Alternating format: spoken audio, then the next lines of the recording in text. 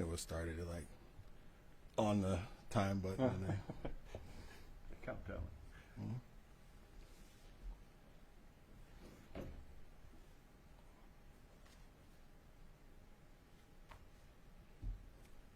all right, it's 2:30, so we can get started.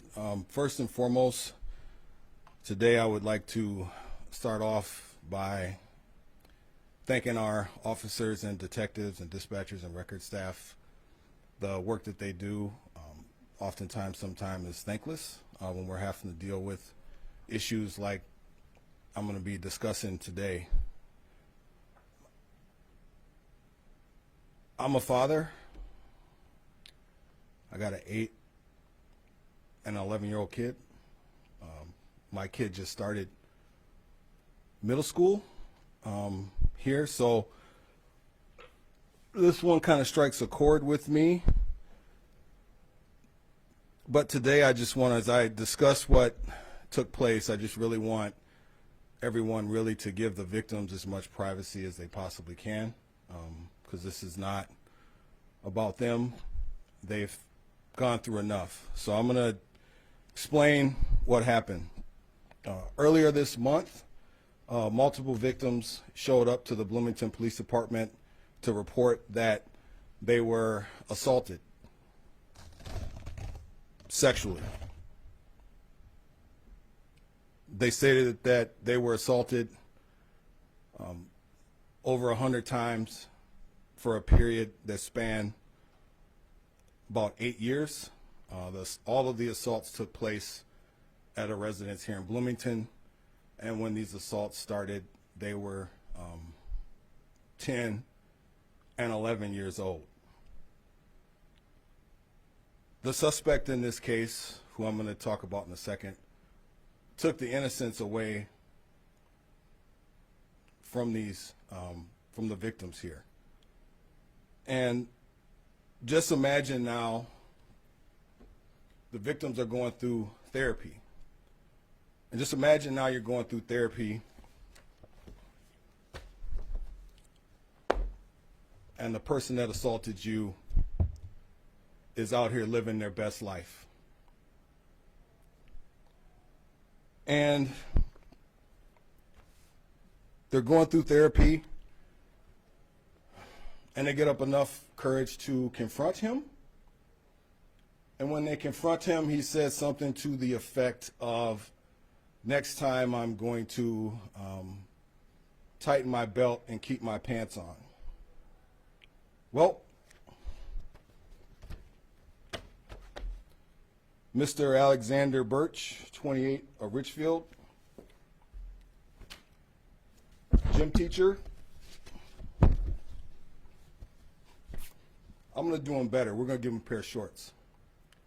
We locked him up on August 30th at Fair School in Crystal before he could come into contact with any more students. He was a middle school teacher last year at Plymouth Middle, a trusted position to deal with our kids. And he tells someone who calls him, who was victimized, the next time he's going to keep his pants on. Well, gym teacher, we got some shorts for you.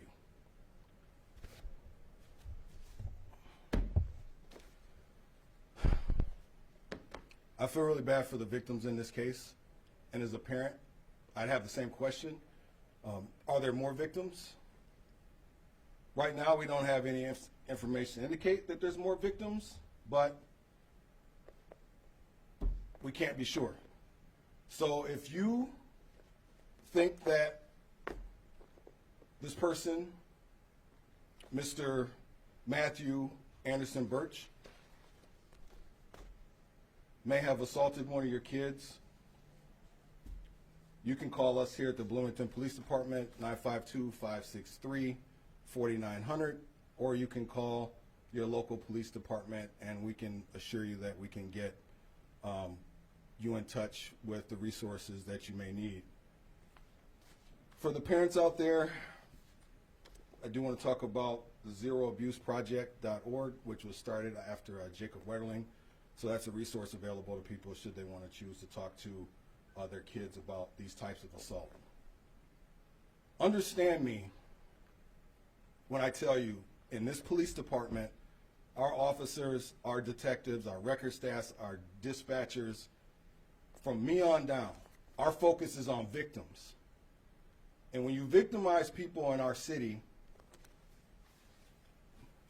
I have plenty of orange jumpsuits for you. We're not going to tolerate this in the city of Bloomington. So with that, I'll take questions. Is there a sense of what the connection was between him and the two victims?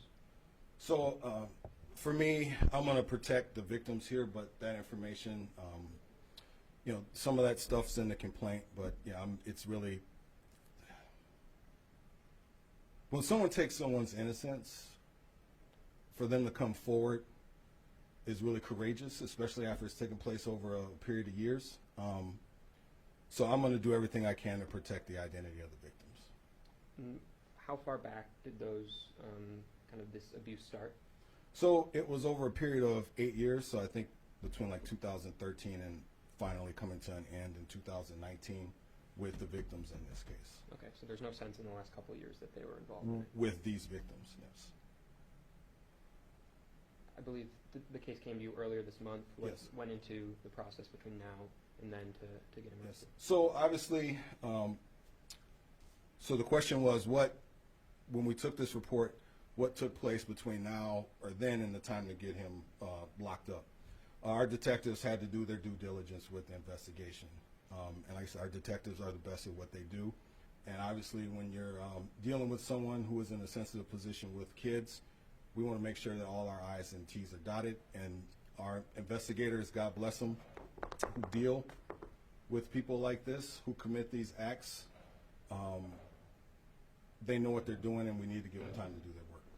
How much contact was between the police department and the school system that had him employed the last year or so? We just talked to the school district where we arrested him at, which was the which was the Fair School in Crystal. Most of the occurrences, if not all of them, occurred In the city of Bloomington. All of them. Yes. So, and I just want to clear up here, any speculation, he never taught at Bloomington schools. So I know like Bloomington residents are going to ask that. No, the assaults took place here in the city of Bloomington. One location or multiple? One location that we know of.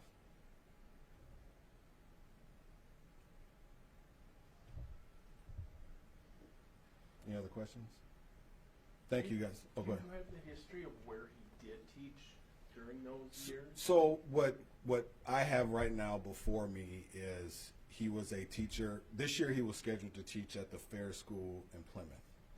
Last year he was an 8th grade teacher at Plymouth Middle School. I don't have his history prior to that. Now I do have his teaching license, and I know he had gotten licensed to teach in 2019. So on his license is public information. You can look that up online. Full-time teacher? Last year, that was my understanding. Do you know what grade or what level? 8th grade was my 8th grade understanding. students.